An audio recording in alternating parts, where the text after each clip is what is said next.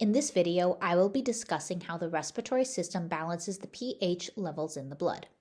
Before we get into the blood pH, it is important to know the mechanics of gas exchange and how the respiratory system accomplishes that. Pulmonary ventilation is the process of inhaling and exhaling air from the lungs. When we breathe in oxygen-rich air, and the partial pressure of the lungs is moved to be higher than the partial pressure of the capillaries, forcing the O2 to diffuse across the respiratory membrane to the capillaries. When we breathe out, CO2 from the capillaries is diffused across the respiratory membrane into the lungs and then exhaled. Once in the capillaries, the primary way that oxygen is transported in the body is by binding to hemoglobin in the blood. Each hemoglobin can carry four O2 molecules or 8 individual oxygen atoms. If there is one or more O2 molecule bonded to the hemoglobin, it is called an oxyhemoglobin.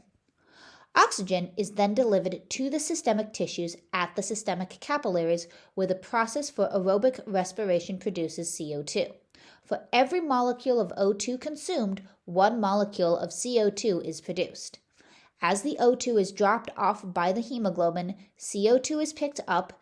This process is called systemic gas exchange. When CO2 diffuses to the bloodstream from the systemic tissues, most of it binds to water to make carbonic acid, or H2CO3, which is then broken apart by the enzyme carbonic anhydrase into bicarbonate and hydrogen ions. Most of the bicarbonate is then pumped out of the hemoglobin in exchange for chloride from the blood plasma via a chloride bicarbonate exchanger, while the hydrogen ion binds to the hemoglobin. This bonding of the hydrogen ions to oxyhemoglobin reduces the hemoglobin's affinity for oxygen, making it release the stored oxygen, allowing that oxygen to then be diffused into the systemic tissues.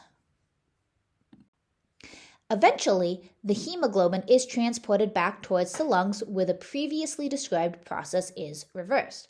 As more oxygen is loaded onto the hemoglobin, the affinity for hydrogen declines and the hydrogen is released. The now free hydrogen ions bind to the bicarbonate brought in from the plasma via the chloride bicarbonate exchanger.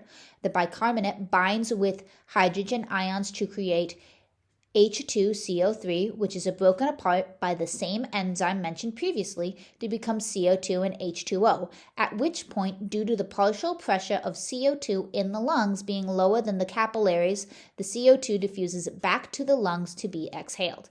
This process is known as alveolar gas exchange. At this point, the entire process repeats. The process of gas exchange can be simplified to look something like this. On the left, we have the carbon dioxide binding with the water. The middle is that carbonic acid group, and on the right, the hydrogen ions separate from the bicarbonate ions.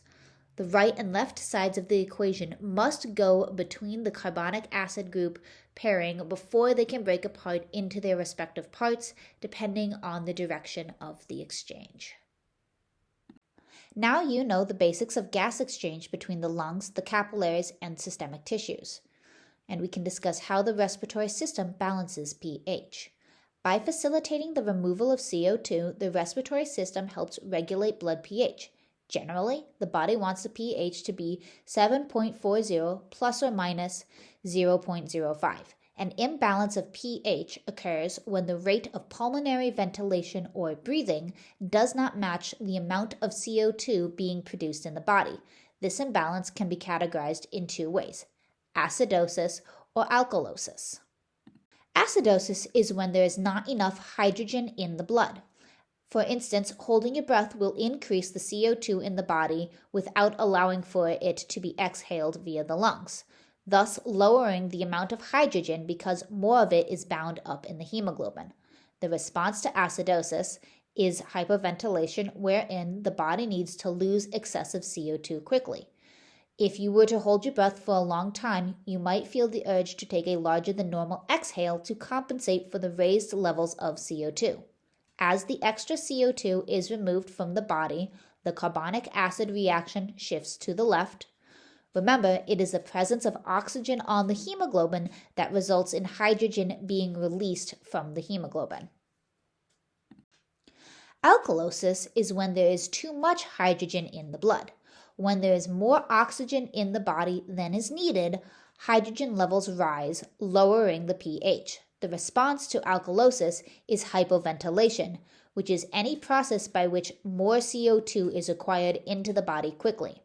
As the CO2 levels rise, the carbonic acid reaction shifts to the right. Remember, too much oxygen means that too much hydrogen is being released from the hemoglobin, thus lowering the pH.